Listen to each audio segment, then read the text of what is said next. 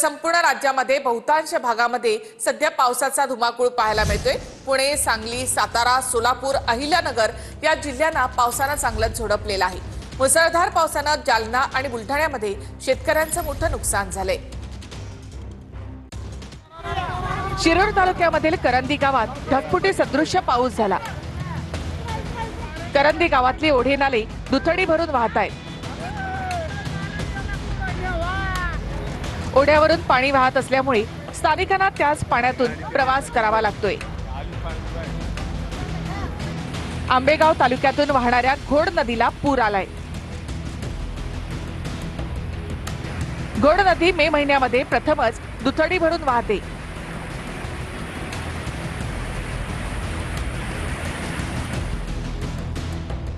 इंदापूर तालुक्यामध्ये पिंपळे गावातल्या पद्मावती मंदिरात पावसाचं पाणी शिरलं। इंदापूरमध्ये डाळिंब बागा जलमय झाल्या आहेत। बागांमध्ये गुडघाभर पाणी साचून राहिलंय। नीरा नदीचं पाणी शेतात घुसल्यानं ही परिस्थिती ओढवली आहे। मुळशी तालुक्यामधल्या चाले गावातील पूल पाण्याखाली गेलाय। कोळवड खोऱ्यातील 16 गावांचा संपर्क तुटला आहे। पुणे शहरातल्या काही रस्त्यांवर चिखल साचलाय। पुणे महापालिकेचं रस्ते दुरुस्ती आणि देखभाल करणारं वाहन रस्त्यामध्ये अडकून बसलंय। अहिल्यानगर जिल्ह्यात पावसानं धुमाकूळ घातला। अहिल्यानगर तालुक्यातल्या खडकी, खंडाळा आणि अकोळनेर परिसरात ढगफुटी सदृश्य पाऊस झाला। वालुंबा नदीला पूर आल्यानं वाळकी गावात पूल पाण्याखाली गेला। पुलावरील रस्त्याचा काही भागही पाण्याच्या प्रवाहात वाहून गेला। पुराच्या पाण्यात वाहून आलेली झाडं जेसीबीच्या सहाय्यानं बाजूला करण्यात आली। पाण्याच्या जोरदार प्रवाहामुळे नदीकाठची दुकानं वाहून गेली।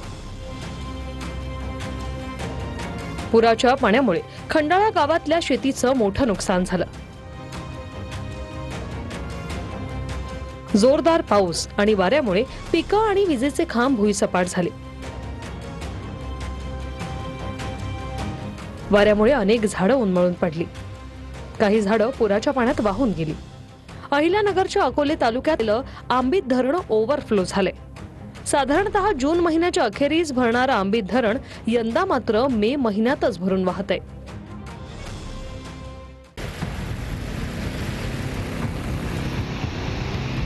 सोलापूर जिल्ह्याच्या करमाळा तालुक्यात जोरदार पाऊस बरसला। डोकरी गावात शेतकऱ्यांचं मोठं नुकसान झालं। वादळी वाऱ्यामध्ये 4 एकरवरची केळीची बाग भुईसपाट झाली। बार्शी तालुक्यातील सौंदर्य गावातील खजुराच्या बागेचं मोठं नुकसान झालं। 2.5 एकरवरच्या बागेतील 200 खजुराच्या झाडांवरचं फळ देखील तुटून पडलं।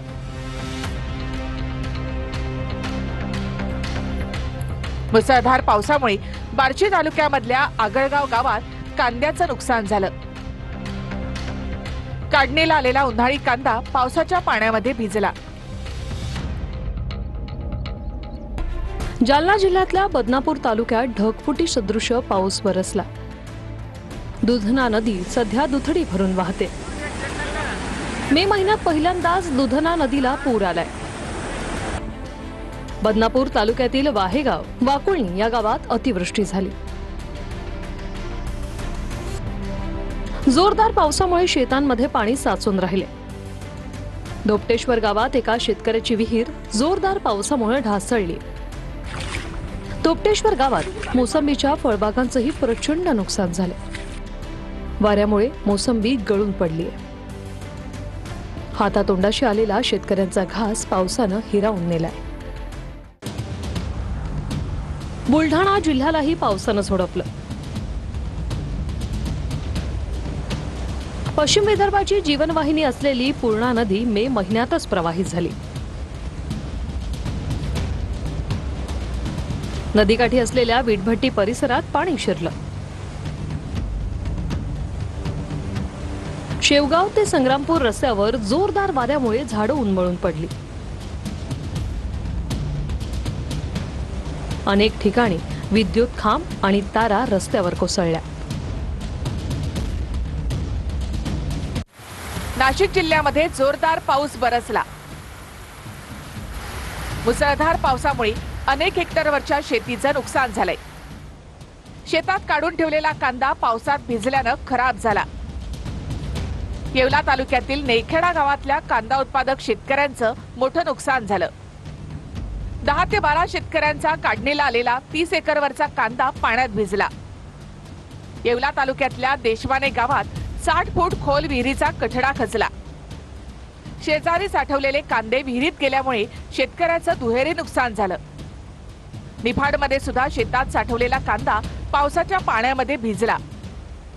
तर भिजलेला कांदा खरेदी करण्याकडे व्यापाऱ्यांनी पाठ फिरवल्यामुळे शेतकऱ्यांनी तो कांदा मेंढ्यांपुढे ओतून दिला. लासलगावमध्ये सलग 2 तास पावसानं जोरदार बॅटिंग केली. मुसळधार पावसामुळे दुकानदारांची चांगलीच तारांबळ उडाली. दुकानांसमोर पावसाचं पाणी साचून राहिलं. तर इगतपुरी शहरातही जोरदार पाऊस बरसलाय. सांगली जिल्ह्याच्या पश्चिम भागाला पावसानं झोडपलं. जोरदार पावसामुळे येरळा नदीला पूर आलाय. खानापूर तालुक्यातल्या वाझर गावातला येरळा नदीवरचा बंधारा ओव्हरफ्लो झालाय. बंधाऱ्याचे दरवाजे उघडण्यासाठी जेसीबीचा वापर करावा लागला. सांगली शहरातही जोरदार पाऊस बरसला. पावसाचा आठवडी बाजाराला मोठा फटका बसलाय. बाजारात पाणी घुसल्यानं भाजी विक्रेत्यांची तारंबळ उडाली. जोरदार पावसामुळे चांदोली परिसरातील धबधबे पुन्हा प्रवाहित झालेत. आणि महत्वाची बातमी, कोर्टामधल्या सुनावणीच्या दरम्यान हगवणे कुटुंबाच्या वकिलाकडून वैष्णवीच्या चारित्र्यावर बोट ठेवण्यात आलं. वैष्णवीचे नको त्या व्यक्तीसोबत संबंध होते असं हगवणे कुटुंबियांच्या वकिलांनी म्हटले. वैष्णवीला समोरच्या व्यक्तीनं नकार दिला असेल आणि म्हणून तिनं आत्महत्या केली असेल असं हगवणे कुटुंबाच्या वकिलांनी कोर्टामध्ये युक्तिवाद करताना म्हटले. प्लास्टिकच्या छडीनं मारहाण याला हत्यार म्हणायचं का असं हगवणे कुटुंबाच्या वकिलांनं म्हटलेलं आहे. नवऱ्यानं बायकोच्या कानाखाली मारणं म्हणजे छळ आहे का असं या वकिलानं म्हटलेलं आहे. हगवणे कुटुंबाच्या वकिलांनी कोर्टामध्ये अजबच युक्तिवाद केलाय. वैष्णवीचा दीर आणि सासरा यांना 3 दिवसांची पोलीस कोठडी देण्यात आली आहे. तर वैष्णवीची सासू, पती आणि नणंद यांना 1 दिवसाची पोलीस कोठडी देण्यात आली आहे. हगवणेच्या वकिलांनी अजबच युक्तिवाद केलेला आहे आणि वैष्णवीच्या चारित्र्यावर त्यांनी बोट ठेवलेला आहे.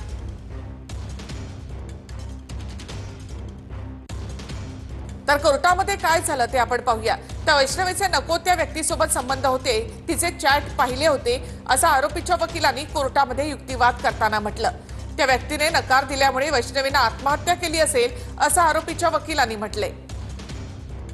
चॅट का दिलं नाही असा सवाल यामध्ये सरकारी वकिलांनी केलाय.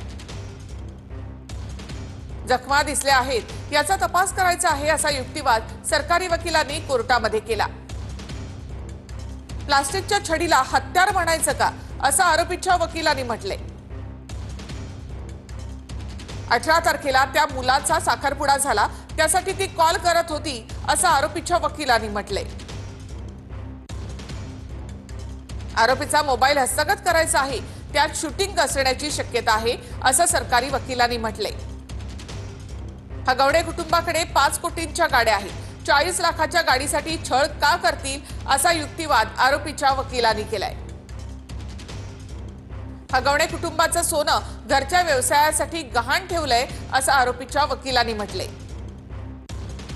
सोन्याच्या दागिन्यांविषयी माध्यमांमध्ये चुकीचं सांगितलं जातंय असा युक्तिवाद आरोपीच्या वकिलांनी कोर्टात केलाय. निलेश चव्हाण अजूनही फरार आहे आणि त्याचा तपास करायचा आहे असा युक्तिवाद यावर सरकारी वकिलांनी केला आहे. निलेश चव्हाण आरोपी नाही, त्यांना बाळ सांभाळण्याचं धाडस दाखवलं असा युक्तिवाद आरोपीच्या वकिलांनी केलाय. तर मुंबई महापालिकेकडे शिंदेंची शहांकडे 107 जागांची मागणी अशी माहिती सूत्रांकडून मिळते. 227 जागांपैकी 107 वॉर्डांमध्ये उमेदवार तयार आहेत असं उपमुख्यमंत्री एकनाथ शिंदे यांनी म्हटल्याचं कळतं. भाजपची मात्र महापालिका स्वबळावर लढण्यासाठी चाचपणी सुरू आहे, अशी माहिती सूत्रांकडून मिळते. मुंबई, ठाणे, पुण्यामध्ये स्वबळावर लढण्यासंदर्भात चाचपणी करा, अशा सूचना शहांनी दिल्यात, अशीही माहिती सूत्रांकडून मिळत आहे. मुंबई महापालिकेसाठी शिंदेंची शहांकडे 107 जागांची मागणी, सूत्रांची माहिती. तर भाजप महापालिका स्वबळावर लढणार. मुंबई महापालिका निवडणुकीसाठी एकनाथ शिंदेंनी अमित शहांकडे 107 जागांची मागणी केली आहे, अशी माहिती सूत्रांनी दिली आहे. तर 227 जागांपैकी 107 वॉर्डात उमेदवार तयार आहेत, असंही शिंदेंनी शहांना सांगितलंय. शिंदेंची मागणी अमित शहांनी ऐकली, मात्र कोणतंही ठोस आश्वासन दिलं नाही, अशी माहितीही सूत्रांनी दिली आहे. निवडणुकीसाठी माजी नगरसेवकांना सज्ज राहण्याच्या सूचना शिंदेंनी याआधीच दिल्या आहेत. ठाकरेंच्या सेनेचे 46 माजी नगरसेवक हे शिंदेंच्या शिवसेनेच्या गळाला लागले. काही माजी नगरसेवक आणि शाखा प्रमुख निवडणूक जाहीर होताच शिंदेंच्या सेनेत प्रवेश करणार आहेत. शिंदेंनी जोरदार तयारी केली असली तरी अमित शहांनी मात्र स्वबळावर लढण्याचे संकेत दिले. मुंबई, ठाणे आणि पुणे शहरात स्वबळावर लढण्यासंदर्भात चाचपणी करा, अशाही सूचना शहांनी दिल्याची माहिती सूत्रांकडून कळतेय. नारायण राणे हे भाजपचे आश्रित आहेत, त्यांनी प्रगल्भ वक्तव्य करावीत. संजय राऊतांनी नारायण राणे यांच्यावर पलटवार केला. राणेंनी ठाकरे बंधूंबाबत केलेल्या टीकेला राऊतांनी जोरदार प्रत्युत्तर दिलं. ठाकरे बंधू एकत्र आले तरी दोघांची ताकद काय, असा खोचक सवाल राणेंनी केला होता. पण कोणाची युती करताना ताकद तर पाहतो की नाही, कोणाकडे किती आमदार आहेत, कोणाचे किती खासदार आहेत. आमचे 134 आहे बीजेपी, आमदार किती 134, अधिक 51-52 आहेत, परत 41 आहेत. ही सगळी जर ताकद 200च्या जवळ गेली, मग ह्यांचं काय होणार? मुंबई कॉर्पोरेशनला काय म्हणून मतदान करणार? आता जे बाळासाहेबांनी निर्माण केलं त्याच्यावरच खात आहेत. तेच होते ते कमी कमी कमी होत 20 वर आले, आवडत गेले. पुढच्या वेळेला 5. आम्हाला काहीतरी पाहिजे ना. त्याने आपला वयाचं तरी भान ठेवावं. आता आपलं वय झालेलं आहे, आपल्या टोपाचे केस पण पिकले, त्याचं त्याने भान ठेवावं आणि प्रगल्भ वक्तव्य करावं. प्रगल्भ. तुम्ही कोण आहात? तुम्ही भारतीय जनता पक्षाचे आश्रित आहात, लक्षात घ्या. जर तुम्ही तुमचा स्वतःचा पक्ष काढून या दंडावरच्या बेंडकुळ्या दाखवल्या असत्या तर आम्ही तुम्हाला मानलं असतं. राज ठाकरे यांचा स्वतःचा पक्ष आहे आणि एकनाथ शिंदेकडे चोरलेला पक्ष आहे आणि तुम्ही भाजपचे आश्रित आहात. आणि आता कोरोना संदर्भात महत्त्वाची बातमी. देशामध्ये कोरोनाचे 1200 रुग्ण आहेत. 14 जणांचा आतापर्यंत मृत्यू झालेला आहे. महाराष्ट्र कोरोना रुग्णांच्या बाबतीत देशामध्ये आता दुसऱ्या क्रमांकावर आहे. राज्यामध्ये कोरोनाचे 325 रुग्ण तर सर्वाधिक रुग्ण हे मुंबईमध्ये आहेत. बिहार दौऱ्यामध्ये मोदींना भेटणाऱ्यांची आता कोरोना चाचणी होणार आहे.